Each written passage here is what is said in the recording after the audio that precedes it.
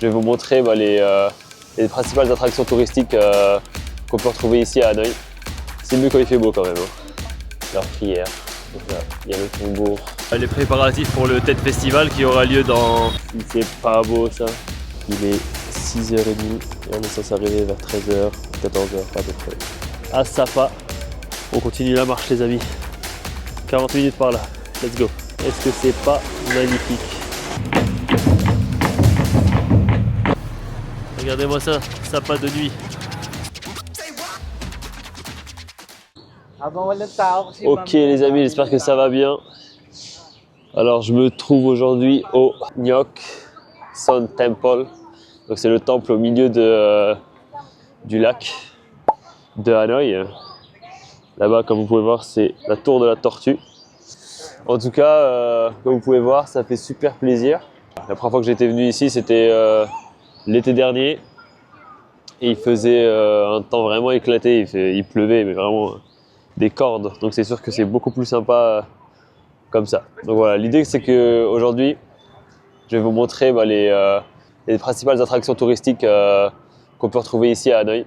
J'espère que ça va vous plaire en tout cas, donc n'hésitez pas à vous abonner, à regarder les autres vidéos que j'ai sorties et tout ce qui s'ensuit. Du coup voilà, l'entrée elle coûte 50 000 dong, donc ça fait 2 € à peu près. Et voilà, j'espère que vous allez apprécier la petite visite.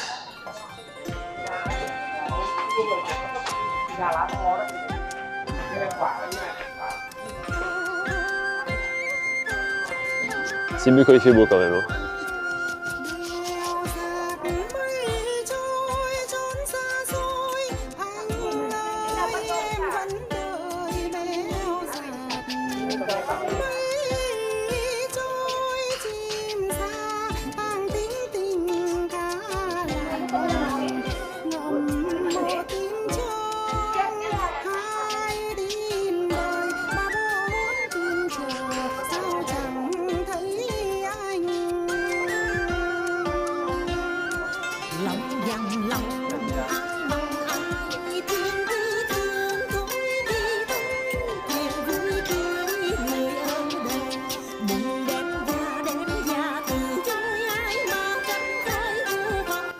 Et là, comme vous pouvez voir, c'est l'entrée du temple où les gens viennent faire leurs offrandes et leurs prières.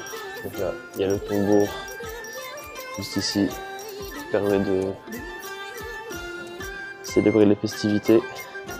Donc j'ai pas pu filmer l'intérieur de la représentation des saints qu'ils ont là-bas au milieu du temple parce que c'est interdit de filmer malheureusement.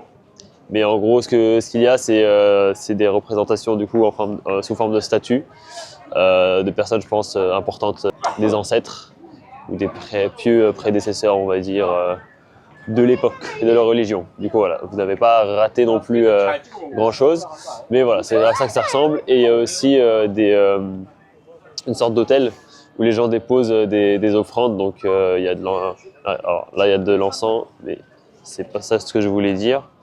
C'est voilà. Comme vous voyez ici, des bouteilles d'eau, de thé, du soda, etc. Il y a ça aussi au pied des statues, tout simplement. Il y a même des petits gâteaux, etc.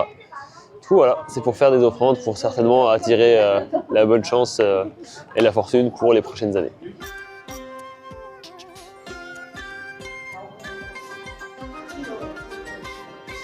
Voici la fameuse tortue sacrée, qui est très spéciale. Comme vous pouvez voir, sa carapace a l'air molle.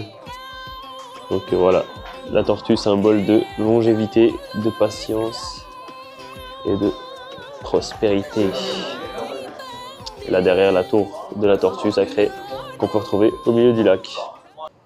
Et du coup les gars, les spécimens que vous avez vus à l'intérieur là, c'est des vraies tortues. Hein.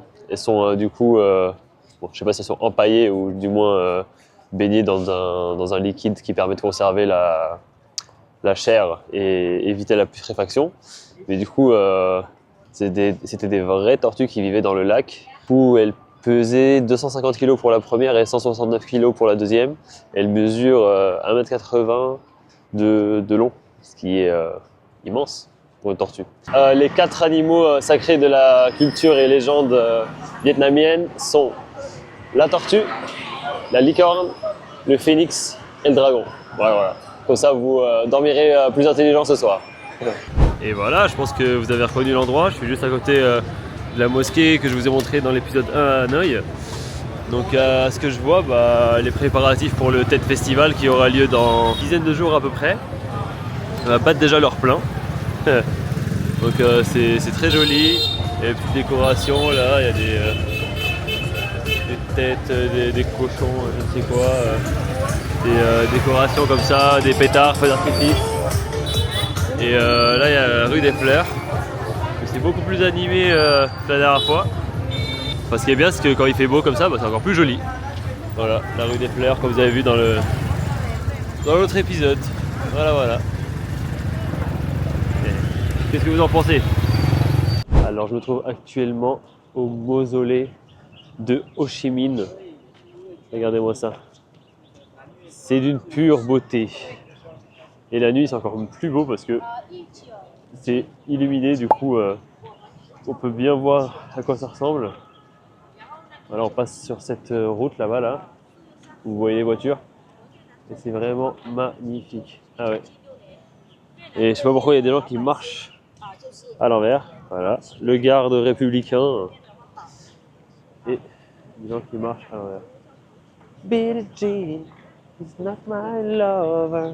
You've been hit back, a smooth criminal. Drapeau communiste et le drapeau vietnamien ensemble. One life. Si c'est pas beau ça. Yo les gars, comment ça va? Écoutez, début de vidéo un peu spécial comme vous pouvez voir. J'ai un peu la tête dans le Aujourd'hui le plan c'est qu'on va aller à Sapa. C'est une ville un village qui est au nord du Vietnam. À 6h30 de route à peu près en bus depuis Hanoï. Et là du coup on est dans le bus couchette dans lequel on va essayer de faire le trajet jusque là-bas. Il est 6h30 et on est censé arriver vers 13h, 14h à peu près. Voilà, là les compartiments. Là la couchette avec un peu de place pour les jambes à l'intérieur. Et voilà la petite vue ici, je vais essayer de dormir parce que j'ai dormi qu'1 heure cette nuit.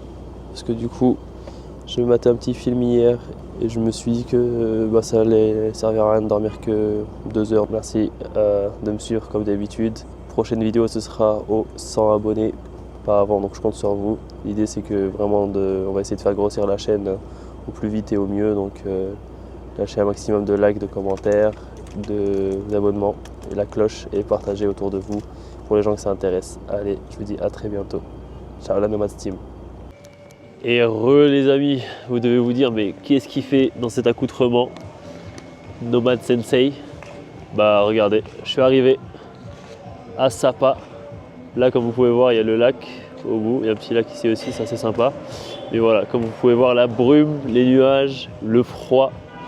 Ça y est, la météo dit qu'il fait 16 degrés mais j'y crois moyen.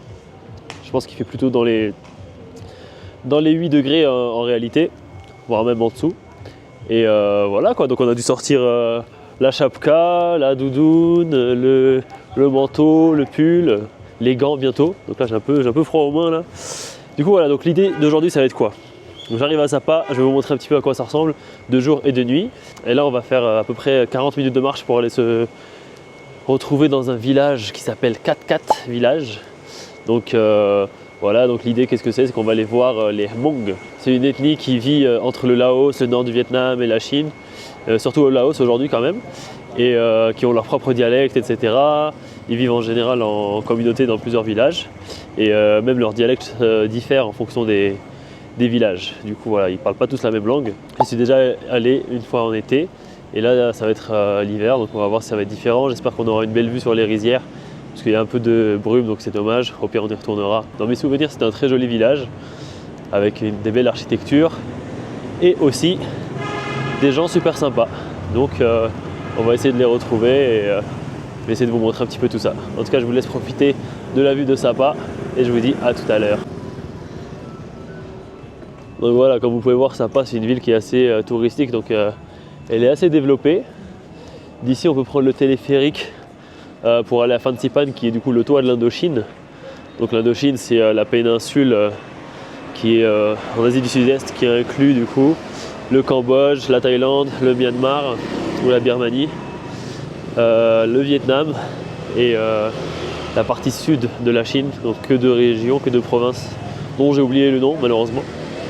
Mais voilà, donc c'est relativement cette région-là. Et le point culminant du coup c'est Phan Xipan, du coup, qui culmine à 3137 mètres si je ne dis pas de bêtises, à vérifier. Mais voilà, donc on peut prendre le téléphérique pour y aller, parce que sinon sans téléphérique à l'époque c'était 2 jours de marche et de grimpette pour y arriver. Mais maintenant c'est en même pas une demi-heure, donc voilà, c'est beaucoup mieux. Et voilà, donc voici à quoi ça ressemble. Et regardez qui voilà, regardez qui m'a rejoint. Erika du premier épisode et de toute la saison d'ailleurs aux Philippines. Donc si vous n'avez pas regardé les épisodes en Philippines, je vous invite à aller regarder. Voilà, en tout cas j'espère que vous appréciez toujours autant mes vidéos. Je pense que ça va être l'une de mes dernières vidéos avant de faire une petite pause, et je relancerai les vidéos une fois arrivé à 100 abonnés. Donc ça vous laissera profiter de mes précédentes vidéos si vous êtes nouveau, que vous arrivez à peine sur celle-ci. Il y aura prochainement plein de nouvelles vidéos sur le Vietnam, sur des autres villes que Hanoï, sur les activités qu'on peut faire ici, et aussi d'autres villes, car je vais un petit peu bouger au Vietnam, retourner dans des endroits où j'ai déjà été et aussi essayer d'en découvrir d'autres. Et ensuite, bien évidemment, il y aura la playlist La Vérité Sûre qui sera lancée. Donc je vais faire un retour d'expérience sur tous les pays où j'ai été quasiment, du moins les plus intéressants, avec où je vais démonter plein de stéréotypes comme j'avais expliqué dans la première vidéo. Donc ça va être super bien. J'espère que vous allez apprécier ça aussi. J'espère que voilà, d'ici là vous serez beaucoup plus d'abonnés, parce que voilà, ça grimpe gentiment. Donc doucement mais sûrement ça grimpe quand même. Donc je suis quand même optimiste. Ça fait toujours plaisir. Mais c'est vrai que c'est encore lent. Donc là je suis même pas à 40 abonnés, je suis à 39 abonnés ce matin quand j'ai regardé. Donc j'aimerais vraiment bien atteindre les 1000 abonnés pour pouvoir monétiser mes vidéos et pouvoir vous proposer un contenu de meilleure qualité. Et voilà, donc ce serait super qu'on atteigne au moins les 100 abonnés avant la prochaine vidéo. Et ensuite les 1000 abonnés pour que je puisse monter en qualité, voilà, tout simplement. Donc voilà, un petit peu à quoi ça ressemble. Sapa. Et voilà quoi. J'espère que vous kiffez bien. Et voilà quoi. Je vous dis à tout à l'heure. Je vais vous montrer dans quelques petits instants la marche. Et voilà. Allez, ciao ciao. Alors regardez, une des places principales de Sapa. Et là-bas, donc la gare, qui je trouve personnellement magnifique. Et du coup ouais, j'ai craqué, regardez. J'ai mis les gants. Donc je pense pas du tout qu'il fait 16 degrés. Je pense qu'il fait beaucoup moins. Beaucoup plus bas comme température. Du coup voilà, je vous montre ça dans un instant. La gare ferroviaire. Et voilà la place principale de plus près. Des artistes qui peignent l'endroit. Et là, un rond-point avec un globe terrestre. Une petite église ici. Et voilà les montagnes brumeuses. Et Erika qui kiffe sa vie. Parce que du coup, elle a jamais été dans des endroits aussi froids, mais il ne fait pas non plus super froid. Elle n'a jamais vu la neige par exemple, parce qu'elle vient des Philippines, logiquement. Et voilà, du coup elle kiffe ce côté quoi. Elle découvre des températures plus basses. Là-bas une jeune mariée. Regardez-moi ça. Voilà. Et ouais, elle kiffe quoi. La dernière fois, tout à l'heure en descendant du bus, je parlais, il y avait de la fumée, de la vapeur d'eau qui sortait de ma bouche avec la température. Et du coup ça l'avait étonnée parce qu'elle n'avait jamais vu ça. Et voilà. La jolie mariée. Et juste à côté d'elle, une dame Hmong. Donc voilà, comment on les reconnaît, ceux-là en fait c'est les Hmong noirs qu'on va aller voir à 4x4, au village 4x4, parce qu'en fait ils s'habillent en noir tout simplement. Ils tiennent leur nom de leur couleur avec laquelle ils s'habillent. Il y a les Hmong noirs, les Hmong verts et bien d'autres. Je ne les connais pas tous, mais en tout cas ceux que j'ai rencontrés c'était les Hmong noirs. Et voilà, ils sont d'ailleurs juste ici. Voilà, tac, et on va aller les voir juste après à 4x4 village. Allez, à touti. Avec la bébé Hmong juste ici. Regardez-moi ça. Est-ce que c'est pas magnifique, cette petite architecture là? On continue la marche les amis. 40 minutes par là. Let's go. Regardez-moi ça, est-ce que c'est pas beau? Magnifique. C'est le côté de la station de train de tout à l'heure que je vous ai montré. Bon, du coup, pour louer les vêtements, c'est entre 100 et 400 suivant le costume. On propose aussi de faire des maquillages, etc. pour les filles qui le souhaitent. Et du coup, ils nous ont filé ça. C'est une entrée pour le village. Et du coup, apparemment, c'est 150 par tête. J'ai oublié que j'avais payé la dernière fois.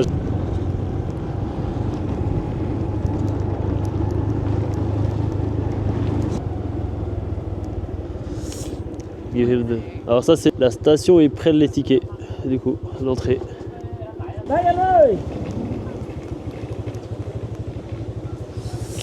Et y voilà les amis. Et voilà les amis, donc nous y voilà, 4-4 villages, 4-4 village, donc village Hmong de Sapa. Et quelques petits trucs à voir par ici. Apparemment, du coup, ici, il y a une cascade que je connais déjà, qui est super jolie, avec une petite rivière et tout, et des endroits pour boire le café. Ici, la forêt sacrée, que je ne connais pas, mais peut-être qu'on ira la voir tout à l'heure. Et il y a plein de petits endroits comme ça assez stylés, où on peut se poser, boire un petit café. Hello, ciao. Boire un petit café, prendre des photos, etc. Là, il y a un portail multidimensionnel. Et voilà, le petit café est super joli. Et je vous recommande si jamais vous passez par là. En tout cas, vous pouvez pas le rater, c'est pile à l'entrée du village. Donc voilà. Là, on est en train d'aller vers la cascade. Et ici, comme vous pouvez voir, c'est plein de petits trucs artisanaux qui sont faits par les Hmong eux-mêmes.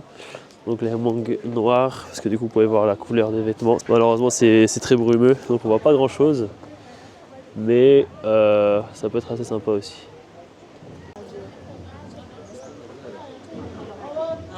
Faire attention en descendant les escaliers parce que c'est assez raide. Pas se prendre les pieds et tomber jusqu'en bas. Tu me diras c'est un raccourci mais bon, pas sûr qu'on puisse le faire plusieurs fois celui-là. Nous y voilà les amis, regardez-moi ça. Donc là c'est vraiment l'endroit où tout le monde, tous ceux qui ont loué les vêtements là pour prendre des photos, s'arrêtent pour prendre des photos justement.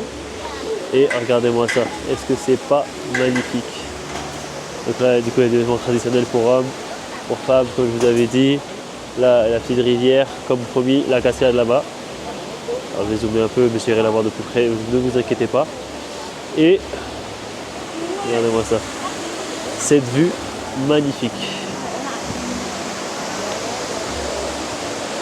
Juste là. Ça fait rêver ou pas? Est-ce que ça fait rêver? Regardez-moi ça. Voilà, le pont suspendu. Qui tremble un peu sous les pas, mais qui est toujours joli. Et voilà, une fois arrivé de l'autre côté, voici ce à quoi on a droit. Une petite cabane par ici. Et la cascade qu'on va aller voir de plus près.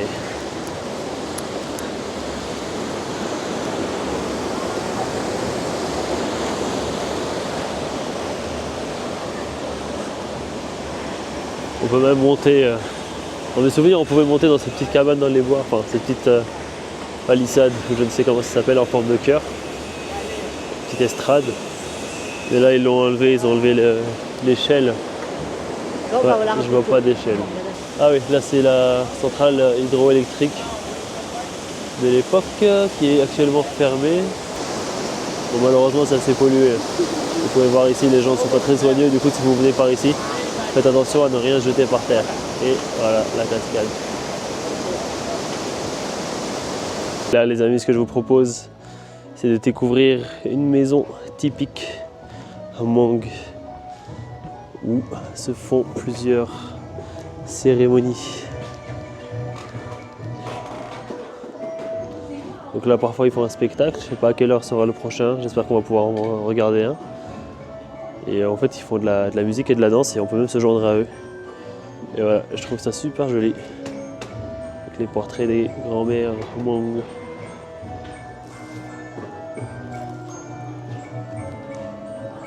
Il faut savoir que c'est assez traditionnel ici. Les Hmong, d'après ce qu'on m'avait expliqué la dernière fois que j'étais venu avec le guide, la guide m'avait expliqué que ils se marient assez jeunes en général, ils font en général beaucoup d'enfants, comme vous pouvez voir. Et trop mignon. Et voilà, ils restent entre communautés, tu vois.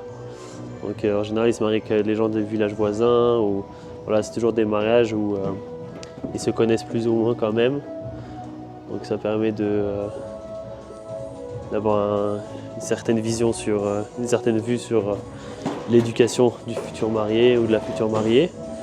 Et voilà, c'est assez sympa. D'ailleurs, je vous recommande de lire ce livre que j'ai lu récemment sur l'histoire des Hmong. C'est une BD qui explique un petit peu ce que c'est. Je vous mettrai un screenshot juste là de la couverture. Et voilà, donc c'est ça qui est bien, c'est que voilà, quand les personnes vieillissent, etc., bah, elles restent et elles vieillissent chez leurs enfants, leurs petits-enfants, etc. Du coup, il n'y a pas d'isolement des personnes âgées comme on a nous en Occident. C'est quelque chose d'assez traditionnel, assez durable au final et qui est beaucoup mieux, je trouve. Voilà. On arrive dans la deuxième partie de la maison. Donc, la première était celle-ci, plutôt rectangulaire, et celle-ci qui est plus arrondie. C'est assez joli, je trouve, avec la petite rivière juste là, une petite terrasse, une colombe qui nous accueille. Coucou toi. Ah. Voilà, qui s'est envolé. Et la petite montagne ici. Et voilà. Waouh. Est-ce que c'est pas magnifique? Est-ce que c'est pas beau ça, comme on dit sur ma chaîne depuis le début? En tout cas voilà, j'espère que vous appréciez un petit peu cette vidéo un peu différente, ce ton un peu feutré que j'ai adopté. Et voilà quoi, dites-le moi en commentaire. Hein. En tout cas, comme d'habitude, hein, abonnez-vous, lâchez un like, un commentaire, un partage. N'oubliez pas de faire sonner la petite cloche. Et on va essayer d'atteindre les 1000 abonnés au plus vite pour que je puisse faire plus de vidéos.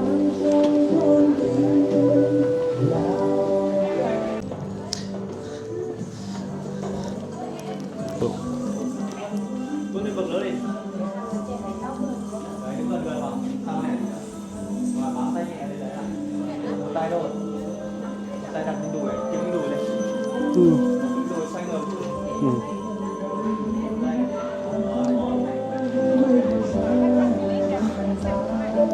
Et voilà.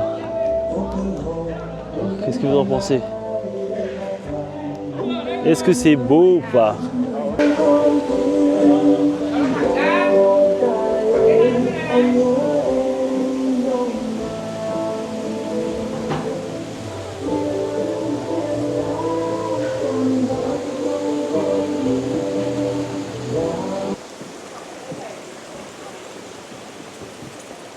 Il va y avoir un show au monde qui va commencer dans quelques instants.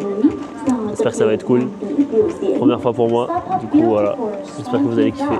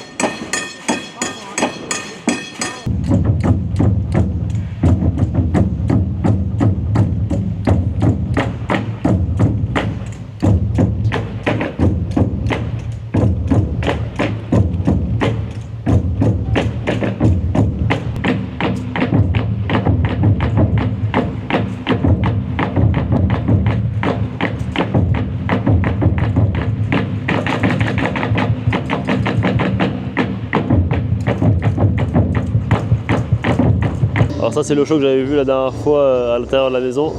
Aujourd'hui ils le font ici, en extérieur, au bord de la rivière et du feu.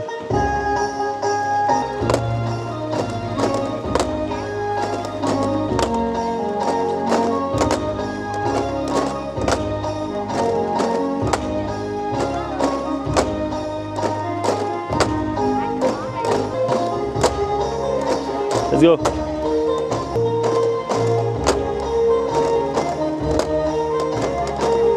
Oh. Bon, est-ce qu'on essaye ou pas? Allez, on y va. Go.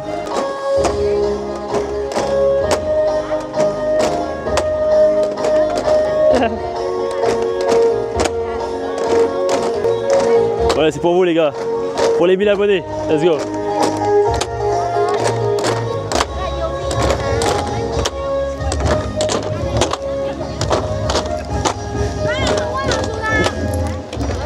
Hey.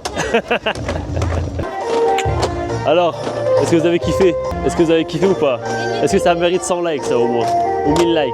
Allez, 10 000 likes, faites-moi péter les likes là. Bon bah voilà les gars, c'est sur ces belles images pleines d'entrain que je vous dis au revoir. Et à bientôt. Donc comme je vous disais tout à l'heure, lâchez un like, un commentaire, un abonnement, partagez avec vos amis qui prévoient d'aller au nord de Vietnam, à Sapa. Et je vous revois très prochainement pour la prochaine série de vidéos, une fois qu'on aura atteint les 100 abonnés. Allez, je vous dis à très bientôt et je compte sur vous pour faire ça au plus vite. De mon côté, je vais travailler fort pour faire de belles vidéos, de bonnes vidéos, pleines de tips et conseils et de retours d'expérience. Et j'espère que vous kifferez. Allez, je compte sur vous. Ciao, ciao. Regardez-moi ça, Sapa de nuit. Sapa de nuit, est-ce que c'est pas beau? Et là, des petits gâteaux aux châtaignes. Ils sont en train de cuire. Écoutez-moi ça frémir un peu là. Est-ce que ça donne pas envie? Sans se réchauffer un peu.